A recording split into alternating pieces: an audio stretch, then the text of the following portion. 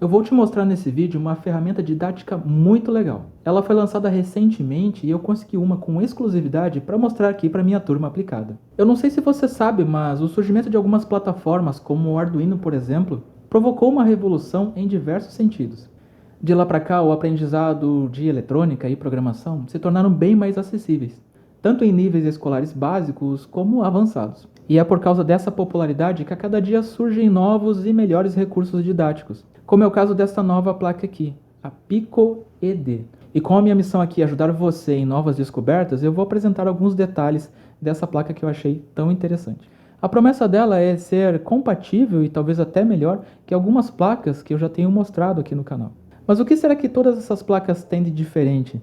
Ou até que ponto elas podem ser trocadas uma pela outra sem problemas?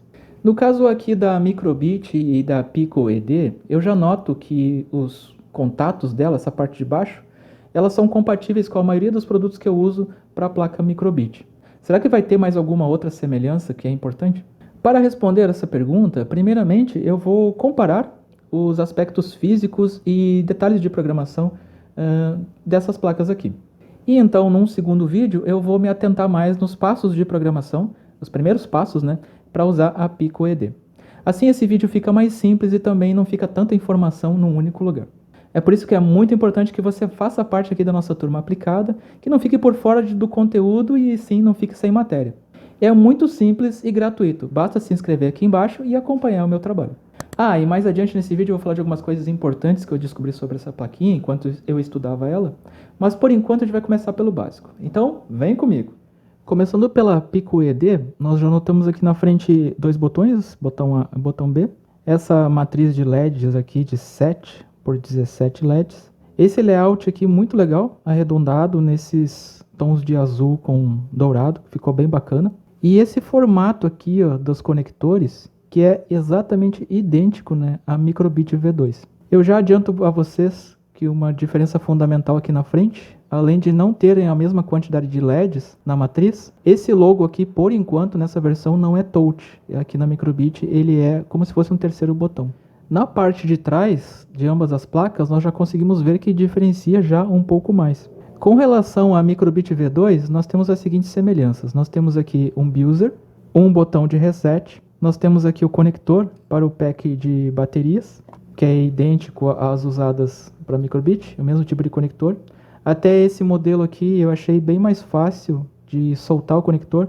Tem uns modelos da Microbit que esse conector aqui é um pouquinho diferente, ele é branquinho e ele é bem mais difícil de tirar, pode até estragar. Então esse modelo aqui um pouquinho mais bege, ele representou ser um dos melhores tipos de conectores para fazer essa troca. E aqui nesse setor fica a parte de controle de energia da placa. Inclusive, por falar de energia, fonte de energia, nós temos aqui também a micro USB, que é por onde a gente tanto carrega o código como faz a alimentação da placa enquanto a gente está fazendo os testes da nossa programação. E é a partir desse ponto, então, que o hardware começa a mudar drasticamente em relação de uma placa para outra. Aqui nesse canto mesmo nós temos um integrado, um circuito dedicado para o controle de toda essa quantidade de LEDs que tem aqui na frente. Nós também vamos encontrar um micro LED aqui, que quando ele acende, ele aparece nesse ponto aqui que é perfurado na placa, e deve dar um efeito bem legal. Nós temos um botão também, que ele é presente aqui, que é chamado Boot Cell. Esse botãozinho ele é necessário para conseguir fazer a gravação do código aqui através da USB, uma coisa que em outras placas como Arduino e Microbit ele não existe. E ainda temos um circuitinho pequeno aqui no canto que eu descobri que é a memória flash, é onde são armazenados então os arquivos necessários para a PicoED funcionar. Ah, e por falar em carregar, já carrega o like aqui no vídeo porque tu me ajuda bastante fazendo isso. Te agradeço de coração. E agora falando então sobre o cérebro por trás de tudo que essa plaquinha é capaz de fazer. Esse circuito integrado, ele é um RP2040. Esse carinha aqui, ele é um processador ARM Cortex M0 Dual Core. E ele é muito poderoso, inclusive para diversas atividades e projetos que a gente pretenda montar. E é nesse ponto aqui que eu trago aquela informação importante que eu comentei com vocês mais cedo. Esse processador, ele é o mesmo usado nessa placa aqui. Essa plaquinha aqui, ela é uma Raspberry Pi Pico. Inclusive, ela tem uma proposta de ser muito mais barata, né, e muito mais poderosa que os Arduinos tradicionais. Inclusive, eu estou devendo para vocês apresentar essa placa melhor aqui no canal.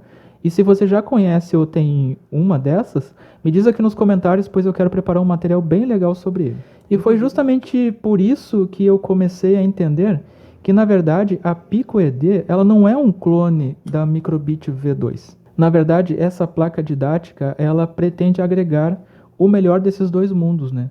Aqueles que querem o poder de processamento de uma placa Pipico unida à facilidade didática de uma placa Microbit. Sim, mas você deve estar perguntando, e como é que eu coloco os códigos dentro dessas placas, né? Como é que elas funcionam?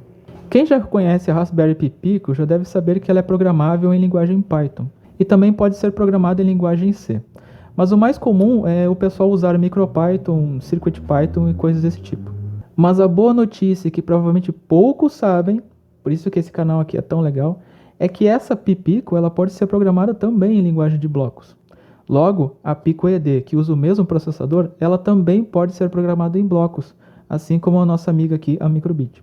Mesmo assim, infelizmente, ainda não há suporte para os processadores da Raspberry no ambiente da Microbit, que é o MakeCode. Mas quem sabe isso mude num futuro próximo, né?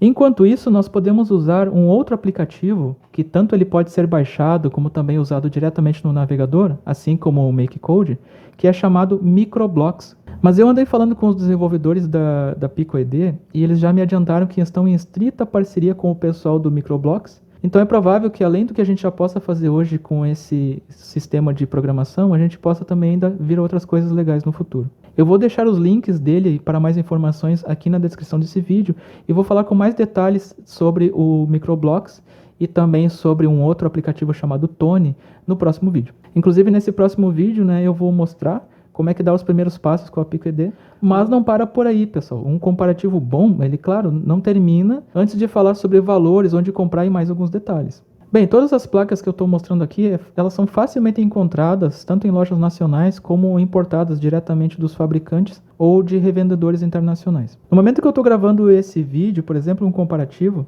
é que essa placa Pi Pico, ela está custando $4. A placa PicoED, ela está custando $15. E a placa Microbit V2, ela está custando hoje $30. Esses valores eu vi todos eles na mesma empresa que fabrica a PicoED, a Elecflix. Quanto ao frete, é muito importante lembrar daquele problema que nós temos no Brasil, né? Se as encomendas elas forem feitas por DHL ou por FedEx, que além de serem bem mais caros, você sabe a taxa que for cobrada apenas quando você já está pronto para receber elas em casa. Mas tem uma salvação, uma boa notícia, né? Eu conversando com eles me disseram que se a gente quiser testar algumas placas ou produtos que eles têm lá e essa compra for até $50, nós temos a opção de frete a $10 diretamente da loja Elecflix. Então esse link especial eu vou deixar aqui na descrição do vídeo para vocês ou no comentário destacado. E uma parte legal também dos pagamentos é que ele aceita a opção tanto por PayPal como cartão de crédito.